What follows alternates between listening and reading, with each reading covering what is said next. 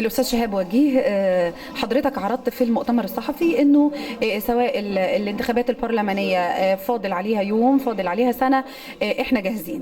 في تأجيل الانتخابات البرلمانية كيف يعد الحزب الفترة القادمة نفسه بشكل مختلف عن الفترة السابقة، أو ماذا سيضيف الفترة القادمة؟ أستاذة مريم، دور الأحزاب السياسية إن هي تتواصل مع الشارع في كل وقت. دورها ان هي دايما تكون بتحتك بالمواطنين، بتكسب شعبية اكتر، بتقدم افكارها للمواطنين. دوت الدور اللي احنا هنشتغل عليه في المرحلة القادمة. هننشر افكارنا، هنتواصل اكتر، الامانات بتاعتنا مكملة في الفعاليات بتاعتها، وعلى التوازي مع دوت بنراجع برامجنا الانتخابية وبنحدثها وبنخليها جاهزة فعلا ان هي تحل مشاكل المصريين. اللجان النوعية بتاعتنا شغالة على البرامج الانتخابية، بتطورها وبتحدثها.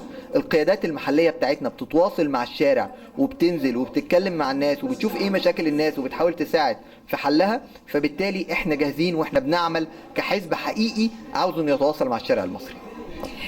أيضا الحزب يراهن ب 32 شاب في الانتخابات البرلمانية، ويثق أنه الشباب هيقدموا للشارع المصري كل ما هو جديد ومختلف ويضيف إلى الشارع المصري. كيف يعد الحزب أو يضيف إلى خبرات هؤلاء الشباب، خصوصا أن حضرتك قلت فيه شباب يتراوح أعمارهم ما بين 25 سنة و29 وما إلى ذلك؟ كيف يعد الحزب هؤلاء ويضيف لهم؟ المصريين الأحرار يؤمن تماما ان الكلام عن الشباب مش مجرد كلام في الإعلام، ومش مجرد ان انت تبرزهم في الإعلام، لا، ان انت تخليهم فعلا يخوضوا الانتخابات البرلمانيه، وخصوصا اذا كان في منهم عدد عنده فرص حقيقيه. في عدد من المرشحين الشباب عندنا وجدنا ان عندهم فرص حقيقيه، لكن الطرح السائد طب ما ينزلوا المحليات، طب ما يبتدوا من الاول، كانت وجهه نظرنا لا، لازم ان هم يخوضوا الانتخابات البرلمانيه طالما ان عندهم فرص، ينزلوا ويتعلموا ويحتكوا بالشارع ويقدموا افكار جديده للشارع. لما تلاقي شاب عنده 30 سنه في دايرتك هو اللي بينزل وبيتواصل معاك، لما الشاب دوت يبقى نائب في البرلمان تحس ان ابنك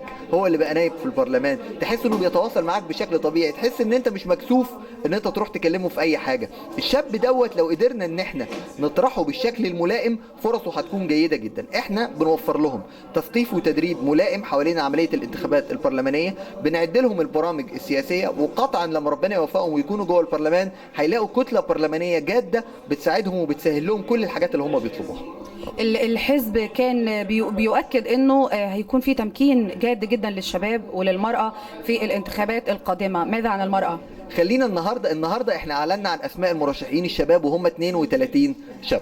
المرأة كانت بتواجهنا يمكن تحدي اسمه ان في كثير من نساء الحزب كانت بتفضل ان هي تخوض الانتخابات على القوائم منها على الفردي، ومع ذلك عندنا عدد من المرشحات اللي بنعتقد ان فرصهم جيدة جدا، هنعلن عنهم قريبا جدا ان شاء الله، وممكن يكون كمان في قناة الحزب قبل ما نعلن عنها في اي حتة تانية. بالتوفيق ان شاء الله. شكرا جدا، شكرا جدا يا استاذ مريم، شكرا لحضرتك.